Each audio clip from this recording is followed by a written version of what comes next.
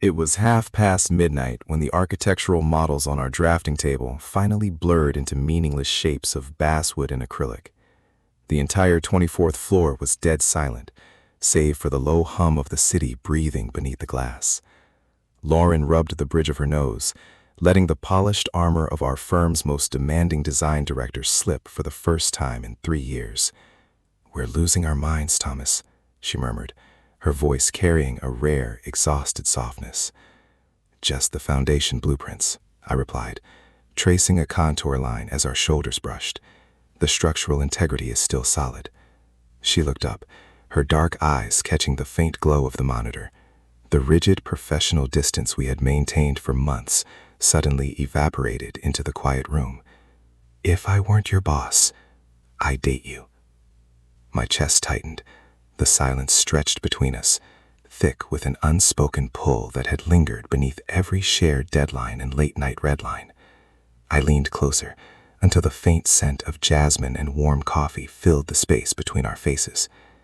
"Then don't be." She froze, her breath catching in her throat. For a split second, the world narrowed down to the heat radiating between our lips. Then my eyes caught the small photograph taped beneath my screen. 6-year-old Milo, grinning in an oversized winter coat. Reality hit like cold water. I wasn't just a junior designer flirting with fire. I was a struggling single father who couldn't afford to burn down the only stability my son had left. The next few days at the studio were charged with a quiet, undeniable electricity. We maintained professional protocol during morning briefings, but beneath the formal critiques of cantilevers and tensile structures, our dynamic had irreversibly shifted. A lingering touch when passing a scale ruler, a shared smirk across a crowded conference table. "Careful with that load-bearing wall, Thomas," she had whispered by the coffee machine on Tuesday, her dark eyes dancing with amusement. "Some structures can't take too much heat." "Only if the architect loses his nerve," I'd countered, holding her gaze until her cheeks flushed a subtle, radiant pink. Yet life as a single father has a way of grounding fantasy. On Thursday evening, 48 hours before our final presentation for the Harbor Arts Pavilion, Milo's sitter canceled with a high fever. I had no backup. Desperate and out of options, I hauled 3 drafting tubes, my laptop, and my exhausted 6-year-old back to our modest apartment. By 8 o'clock, the small kitchen table was buried under tracing paper, while Milo built crooked towers out of wooden blocks on the worn living room rug. When the buzzer rang, I expected the delivery driver. Instead, I opened the door to Lauren. She stood in the dim hallway, holding a folder of elevation sheets and a bag of takeout, having traded her sharp corporate blazer for a soft, oversized knit sweater. "You left the studio without the acoustic calculations," she said softly, stepping inside. Her eyes took in the cluttered room, the scattered crayons, the reality of my life she had never seen. Before I could apologize for the mess, Milo padded over in his dinosaur pajamas, staring up at her with solemn curiosity. Lauren didn't hesitate. She kicked off her shoes, sank straight down onto the hardwood floor, and met Milo at eye level. "Is that a suspension bridge?" she asked, pointing to his wooden blocks. "It's a monster bridge," Milo corrected her, "for big boats." "A critical architectural distinction," she replied seriously, glancing up at me with a tenderness that completely disarmed me. For the next 4 hours, the formidable design director vanished. We worked side by side over cold noodles, our shoulders touching, as we revised blueprints in hushed whispers so as not to wake Milo, who eventually fell asleep with his head curled against Lauren's lap. Watching her gently stroke my son's hair while reviewing my sketches, the walls around my heart didn't just crack, they crumbled entirely. The client pitch in Chicago had gone better than we could have ever dreamed. The committee had unanimously approved our pavilion concept, and by 9 o'clock that evening, the congratulatory dinner had finally wound down. Instead of going straight to our rooms, Lauren and I found ourselves on the quiet, windswept terrace of the hotel's 32nd floor, looking out over the endless dark mirror of Lake Michigan. The city lights sparkled like fractured glass against the water. She leaned against the stone balustrade, holding a glass of sparkling water, the crisp autumn wind catching loose strands of her dark hair. I stepped up beside her, sliding out of my coat and draping it gently over her shoulders. "You don't have to play the chivalrous architect off the clock, Thomas," she said softly, though she pulled the wool collar closer around her neck, breathing in the warmth. "It's not an act," I murmured, "just good structural support." A soft, sad smile touched her lips. "I spent 10 years believing that if I gave this firm everything, every weekend, every holiday, every piece of my youth, it would be enough. Everyone thinks making senior partner is the finish line, but the truth is, you get to the top floor and you realize you're completely alone in an empty glass tower." I looked at her profile, at the vulnerability she guarded so fiercely beneath her tailored suits. "I know what that kind of silence feels like," I said, my voice dropping. "When Milo's mother walked out 4 years ago, she didn't just leave a suitcase behind. She left a quiet so loud, it felt like it would swallow the apartment whole." I used to stay up until 3 in the morning just listening to Milo breathe through the baby monitor, terrified that if I closed my eyes, the only good thing left in my world would disappear too. Lauren turned to me completely, her eyes shining with unshed tears. Without a word, she reached out, her fingers warm and steady as they rested against the side of my face. Her touch was gentle, reverent, a quiet understanding that needed no architectural blueprint.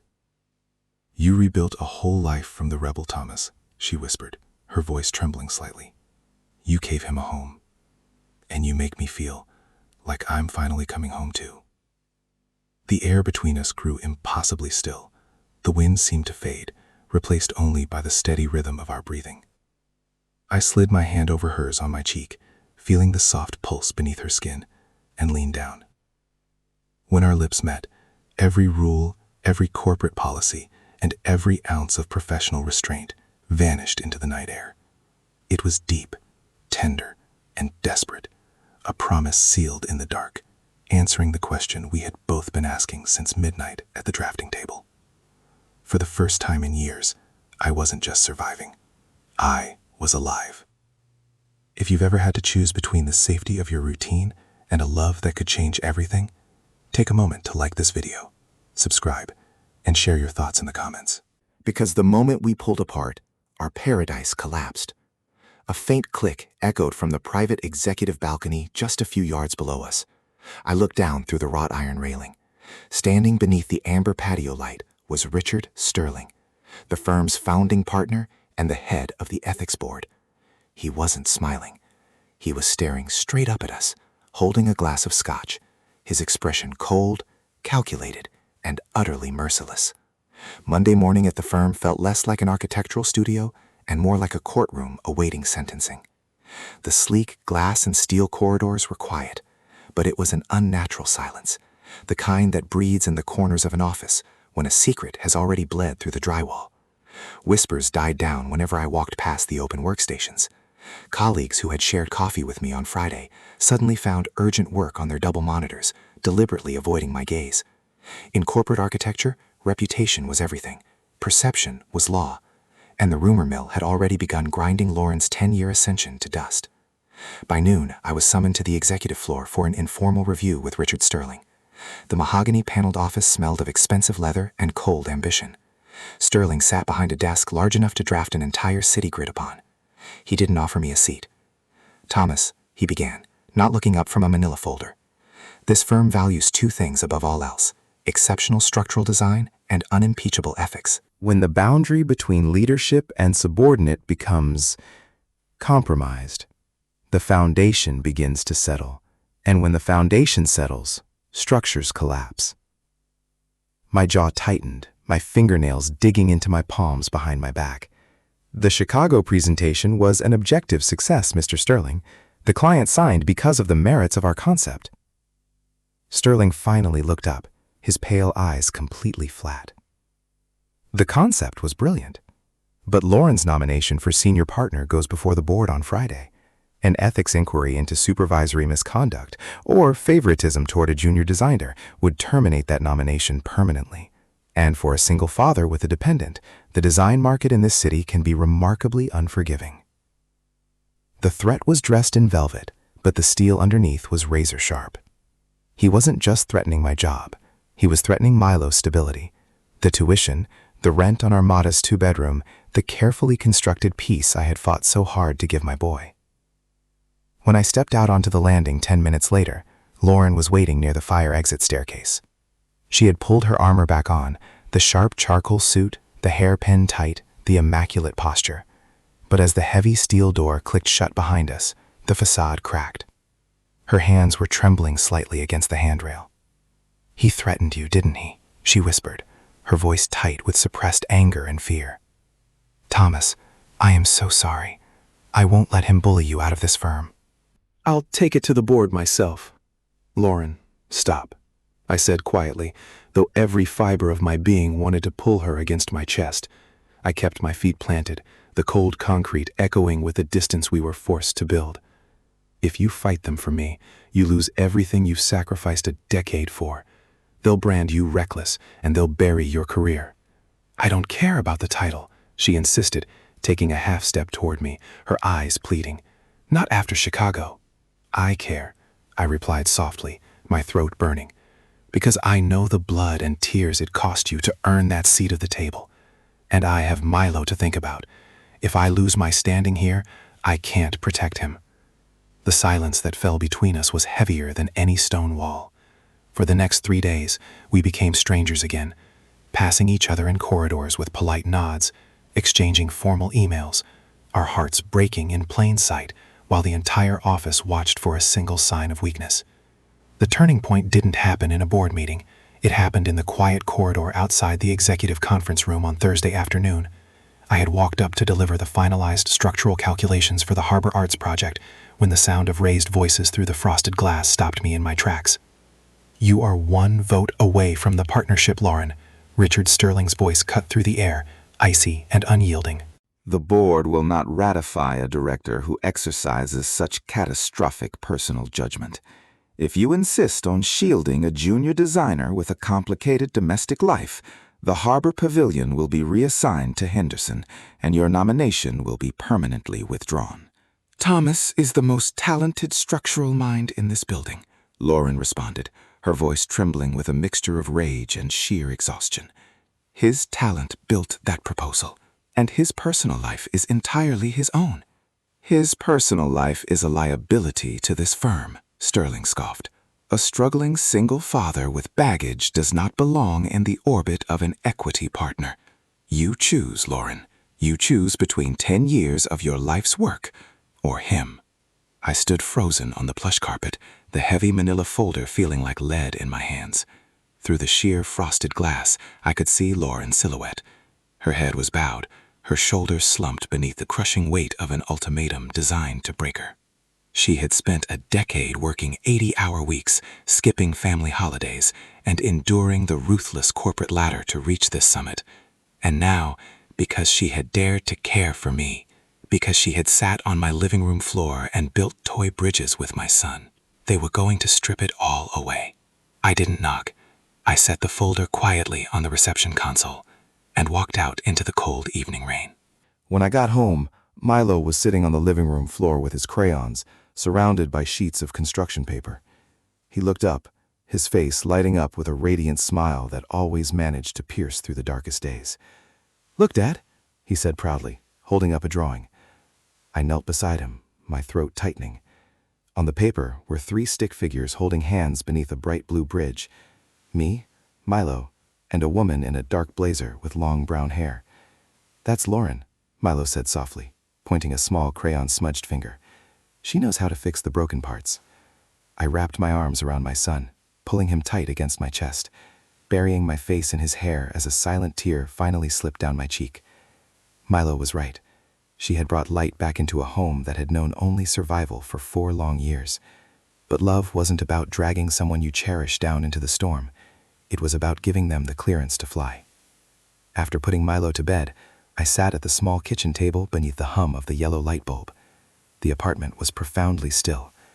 I opened my laptop, staring at the blank white screen. With steady hands and a breaking heart, I began to type. "To the Board of Directors. Please accept this letter as formal notice of my immediate resignation." I spent the next 4 hours perfecting every last structural appendix for the Harbor Pavilion, so Lauren wouldn't have a single loose end. If leaving was the only way to protect her lifelong dream and ensure Sterling had no weapon left to use against her, I would walk away willingly. It was 1:15 in the morning when I slid the last of my personal drafting pens into a small cardboard box. The 24th floor was utterly dark, save for the single amber halo of my desk lamp. The silence in the studio was absolute. No ringing phones, no hum of large format plotters, no soft laughter shared over late-night coffee. I took the photograph of Milo from beneath my monitor, running my thumb over his smiling face, and tucked it carefully into the inner pocket of my coat, right over my heart. Beside my keyboard, I left two things: the thick black portfolio containing the finalized, flawless master blueprints for the Harbor Arts Pavilion, and a crisp white envelope addressed to the board of directors. I walked past Lauren's dark office, looking at the empty chair where she had sat just nights ago, her brilliant mind illuminating every corner of this sterile glass tower. Leaving was the hardest thing I had ever done. But as a father, I knew that true love wasn't possessive. It was protective. If my presence threatened to dismantle the future she had spent 10 grueling years building, I would quietly remove myself from the blueprint. I carried my box into the elevator, watching the floor numbers count down into single digits. The heavy brass doors slid open to the ground floor lobby. Outside, an autumn downpour was hammering against the towering 2-story glass facade, turning the streetlights into streaks of gold and charcoal. I took a deep breath, adjusted the box under my arm, and started toward the revolving doors. "Did you really think you could just vanish into the night, Thomas?" Her voice shattered the empty marble expanse.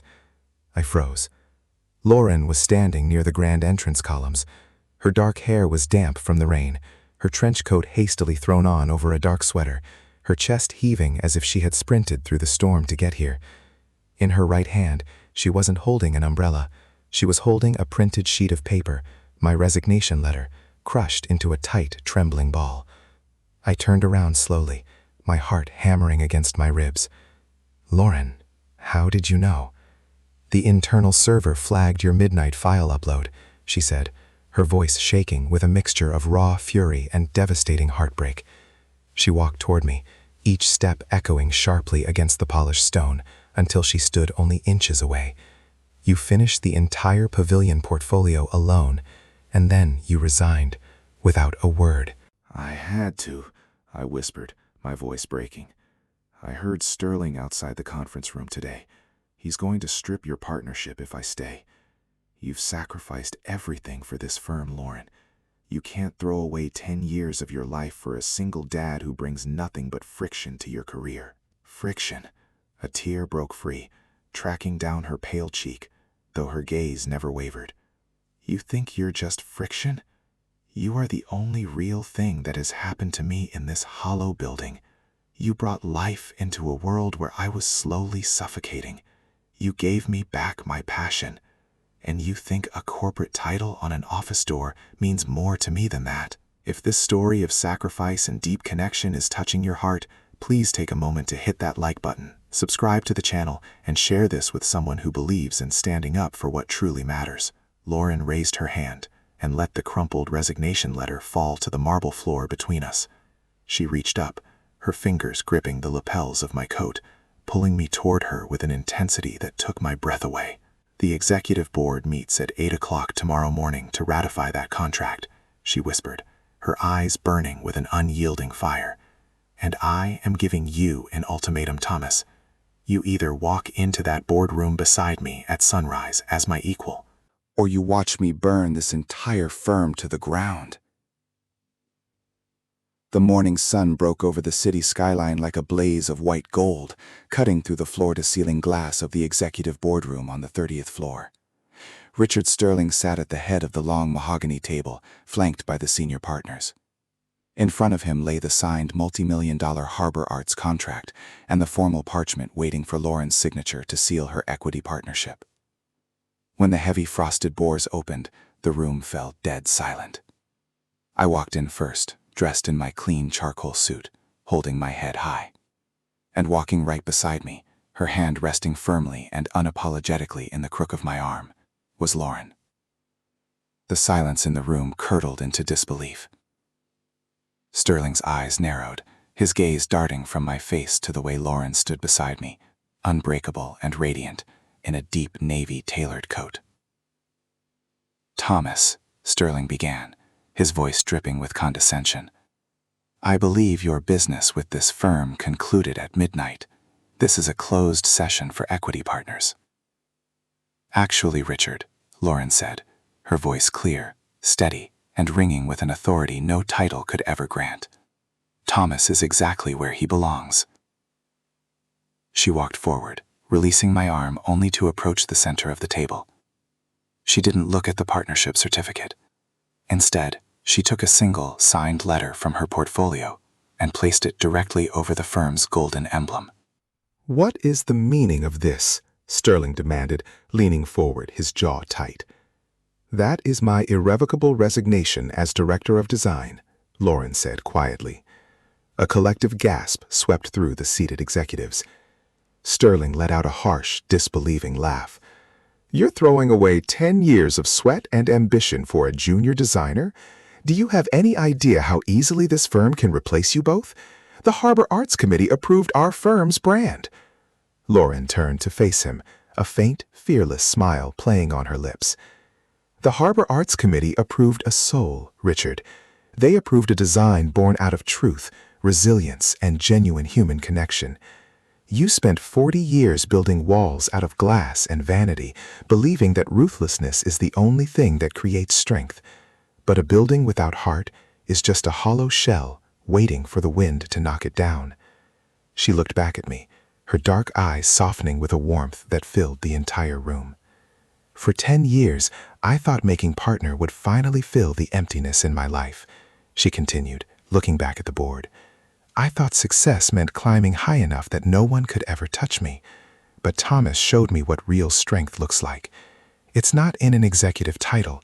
It's in a man who works until his hands bleed to give his child a safe home. It's in the courage to love without guarantees. Keep your partnership. Keep your glass tower." We are building something real. Without waiting for another word, Lauren turned on her heel. She reached out, took my hand in hers, our fingers interlocking tightly, and together we walked out of the boardroom. We didn't take the executive elevator. We took the stairs, our footsteps echoing in rhythm, laughing like two people who had just escaped a cage.